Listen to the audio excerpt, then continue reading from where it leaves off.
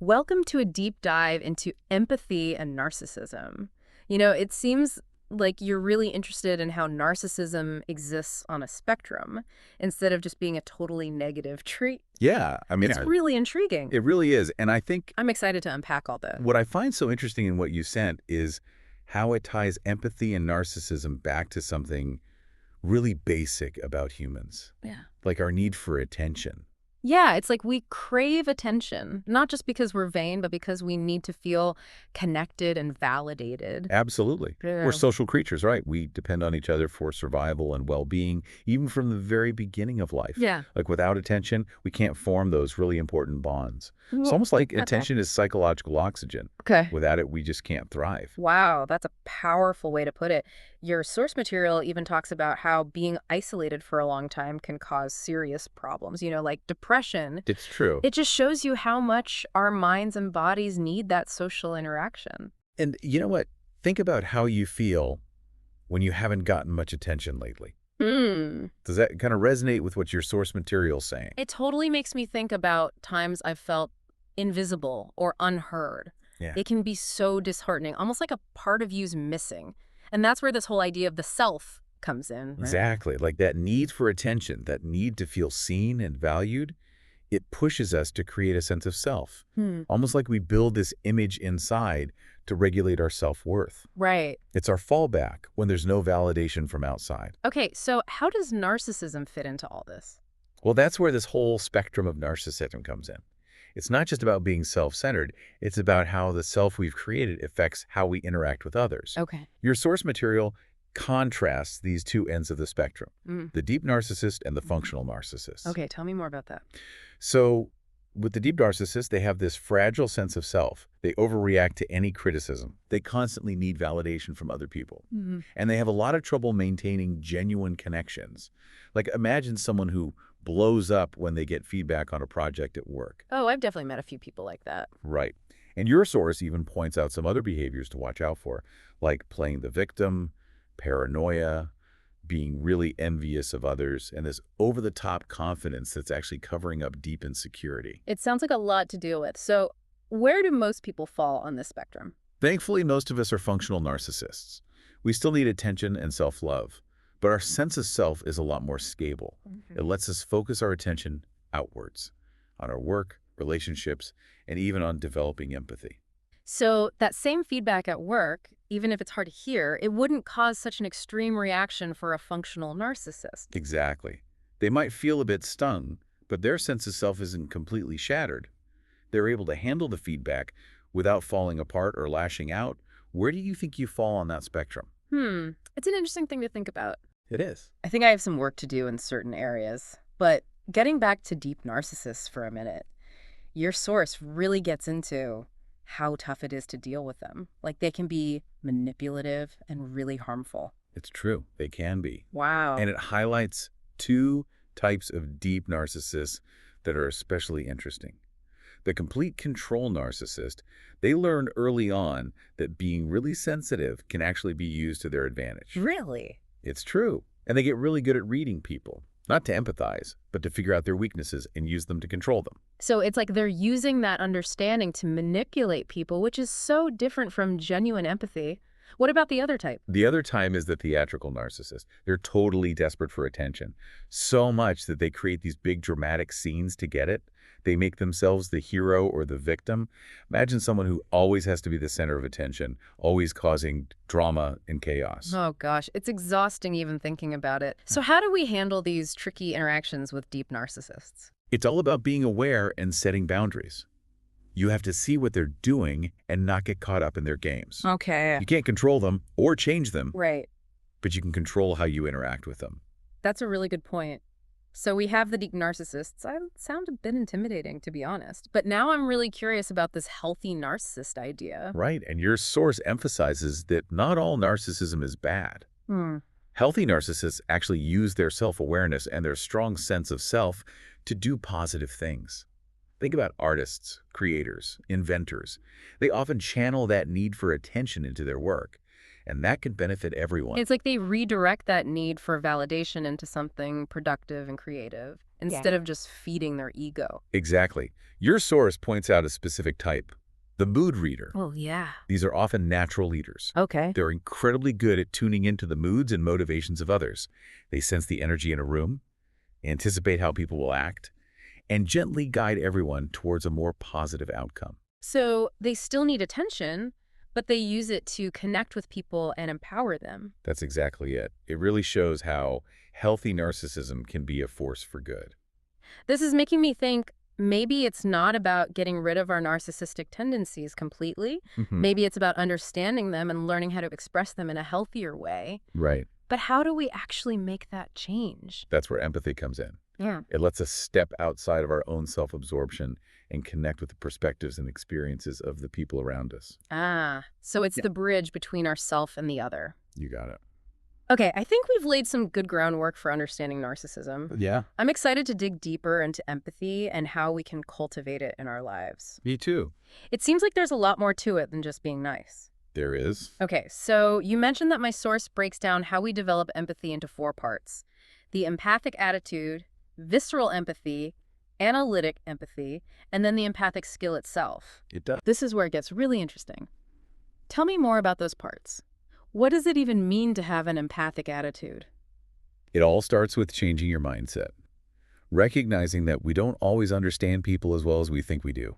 Oh. We have to be willing to let go of our quick judgments and approach people with curiosity and an open mind. So it's like each interaction is a chance to learn something new, to see the world in a different way. Exactly. We have to resist the urge to put people in boxes or assume that they see the world the way we do.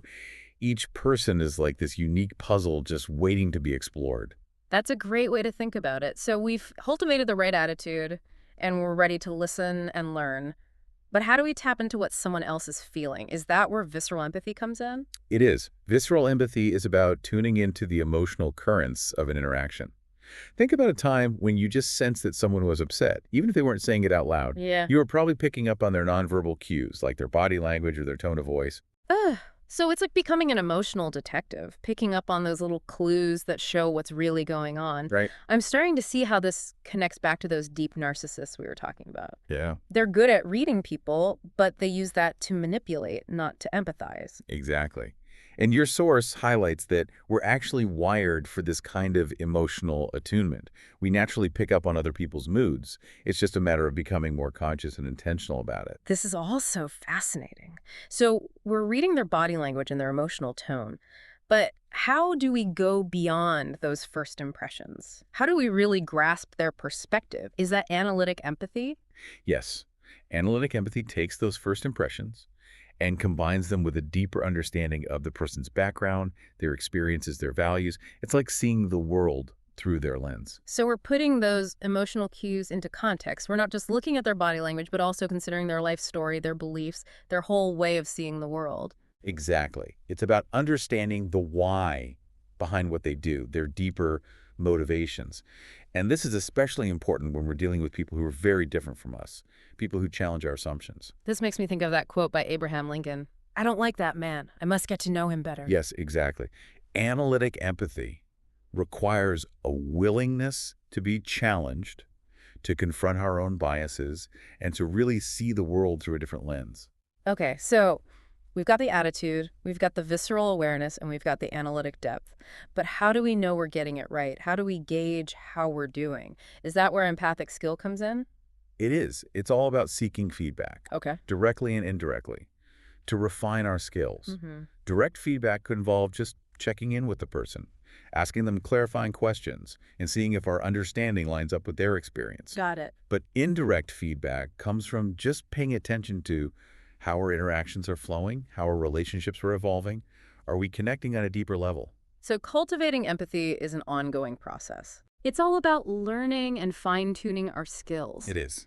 Like any skill, it requires practice, patience, and a willingness to learn from our mistakes. Okay, I think we've covered a lot in this first part of our deep dive. We have. We've explored the spectrum of narcissism, Yeah. from those potentially harmful deep narcissists to those really inspiring examples of healthy narcissism. And we've started to unpack those core skills of empathy. What comes next? Well, now that we have a really solid foundation, I think we can dive into specific strategies for dealing with deep narcissists and look at how to cultivate those powerful empathic abilities in our everyday lives. This has been so insightful already. I'm ready to dive even deeper. Welcome back.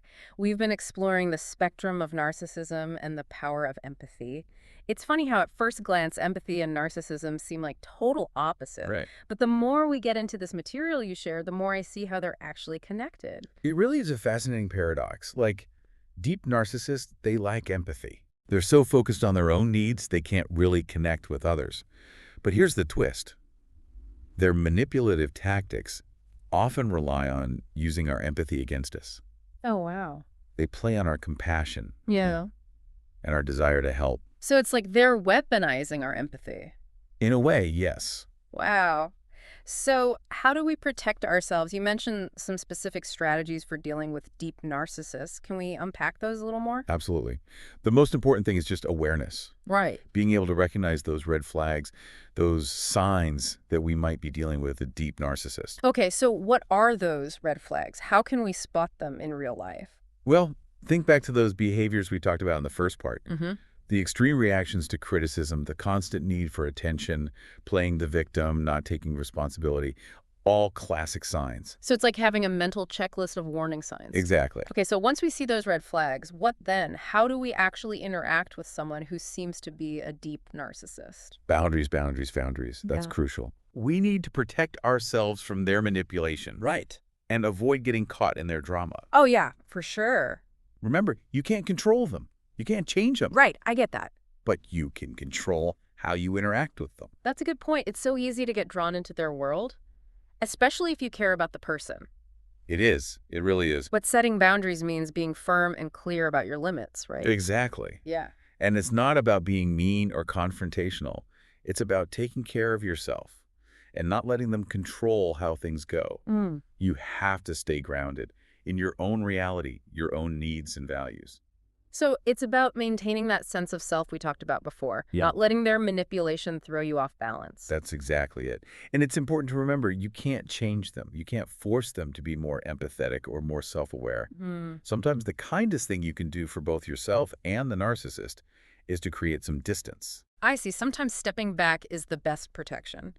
So we talked about awareness, setting boundaries, anything else we can do to handle those tough interactions. I remember you mentioned something about manipulative tactics. Yes, recognizing those tactics is so important. Let's go back to the complete control narcissist for a second. Remember how they use charm and being attentive to build trust? Right, yeah. Well, they do that so they can exploit that trust later. They're masters of disguise, those types. It's like a wolf in sheep's clothing. Exactly. They draw you in with their pretend empathy, but they have a hidden agenda. So how can we see through that? It takes practice. Mhm. But the more you understand their tactics, the easier it is to see the patterns. Okay. Look for inconsistencies between what they say and what they do, Mm. and trust your gut. If something feels wrong, it probably is. Okay, so that's the complete control narcissist. Yeah. What about the theatrical narcissist? How do they manipulate people? The theatrical narcissist, they thrive on drama, on attention. They'll create these elaborate scenes, play the victim or the hero, all to mess with people's emotions and get what they want. Wow. It's like they're always performing, always on stage. Think about someone who turns every little inconvenience into a major crisis I can picture it. just to get attention. It can be so draining for everyone around them. Yeah, it sounds exhausting. Yeah. So how do we avoid getting swept up in their emotional tornado? The key is to see through the act. Okay. Recognize that their drama is a tool. A tool. It's how they control things Right. and keep the focus on themselves. Don't let their fake emotions cloud your judgment. Don't let them manipulate you into doing what they want. You always have a choice in how you respond. You don't have to play their game. Exactly. This is so helpful. It's like you're giving us a decoder ring for the language of narcissism. like that. So we can see through those manipulations and protect ourselves. Yeah, exactly. Knowledge is power. The more you know about narcissism, the better prepared you are to handle those tough situations. Right. But remember, not all narcissism is bad. Your source material is really good about highlighting some positive qualities of healthy narcissism. Oh, right. It's important to remember that. Not everyone with a strong sense of self is going to be manipulative and harmful. So What are some of those positive qualities? Healthy narcissists have this secure sense of self. They don't need constant approval from others to feel good about themselves. And they're also able to shift their attention outwards Okay. towards their work, their relationships, and yes, even towards cultivating empathy.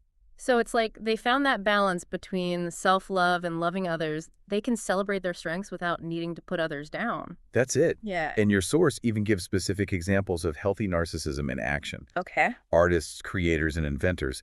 These folks, they often have a lot of self-belief Right. and a drive to express their unique vision, which can really benefit everyone around them. So their passion and creativity are like a healthy outlet for their narcissistic energy. It is. It really is. They're still driven by that need for attention, but they channel it into something that helps others. Exactly. And don't forget the mood reader. Hmm. That type of healthy narcissist we talked about, who's really attuned to everyone else's emotions. Oh, right. The emotional chameleon. Exactly. They use their sensitivity to connect, not to manipulate. They build relationships and make things more harmonious for everyone. Precisely. It's a great example of how healthy narcissism can actually be a force for good. Yeah. And like you mentioned, it's not about erasing our narcissistic tendencies altogether. It's about understanding them, refining them, and learning to direct them in a healthier way. So it's all about finding that sweet spot on the spectrum, where our self-love helps us connect with others in a meaningful way. You got it. But how do we actually make that shift? What's empathy's role in all this? Empathy is the key. Okay. It's that bridge between being self-absorbed and truly understanding those around us. It allows us to step outside our own limited perspective and really see the world through someone else's eyes. Okay, so now I'm starting to see how empathy can actually counteract that unhealthy narcissism. It's about building those skills that help us connect with others, to understand them and relate to them on a deeper level. Exactly. Remember those 4 components of empathy we talked about earlier? Cultivating the empathic attitude, honing visceral empathy, mastering analytic empathy, and then developing the empathic skill itself. Those are the tools we need to move towards a healthier expression of narcissism. It's fascinating, this idea that by understanding and practicing empathy, we can actually transform those narcissistic tendencies into something positive. So how do we actually do that? What's the next step? Well, now that we have a good grasp of how empathy and narcissism work together, we can explore some practical tips for actually cultivating empathy in your daily life. Okay.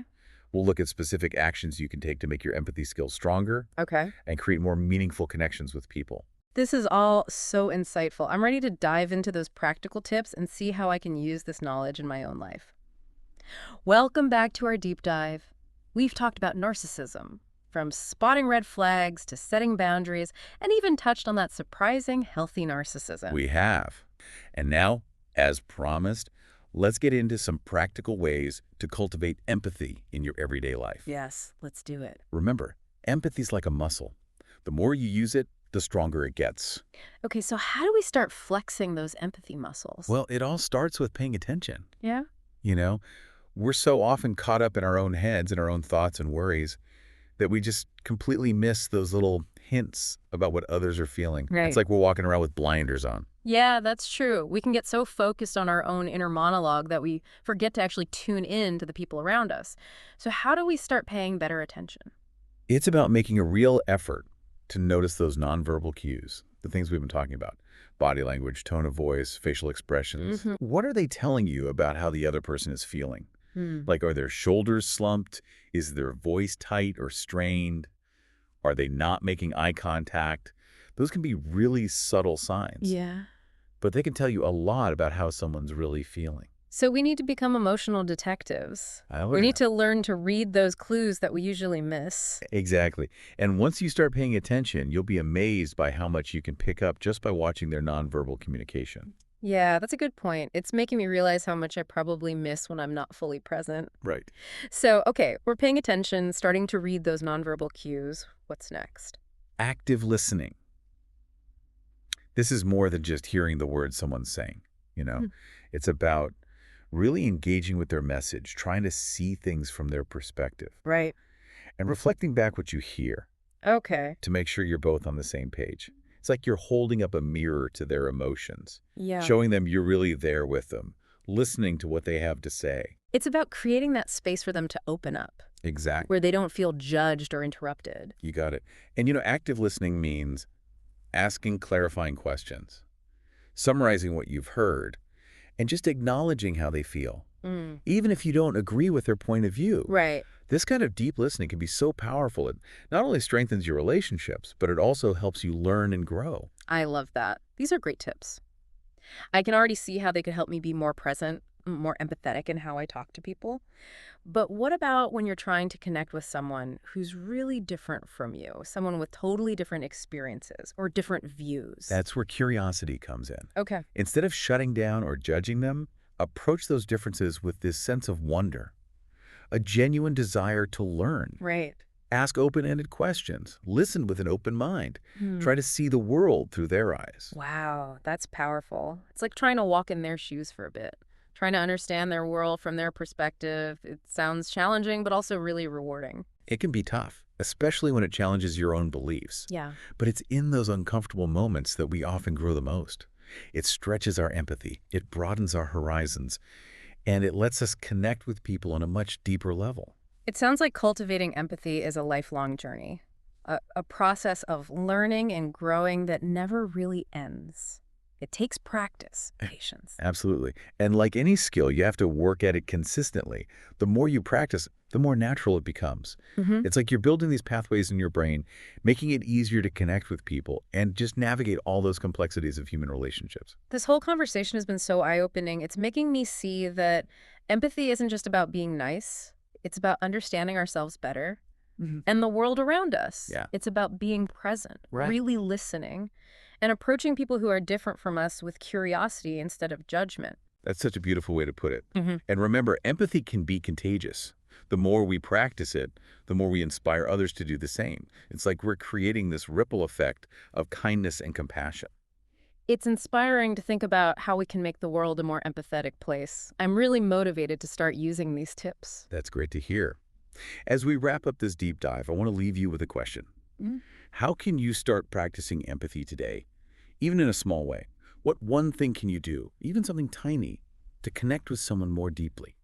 To show them you see them, you hear them, and that you care. That's a great challenge, and I'm definitely up for it. Thank you so much for taking us on this deep dive. It's given me so much to think about. It's been my pleasure. Keep exploring, keep learning, and keep cultivating those empathic superpowers. The world needs your kindness now more than ever.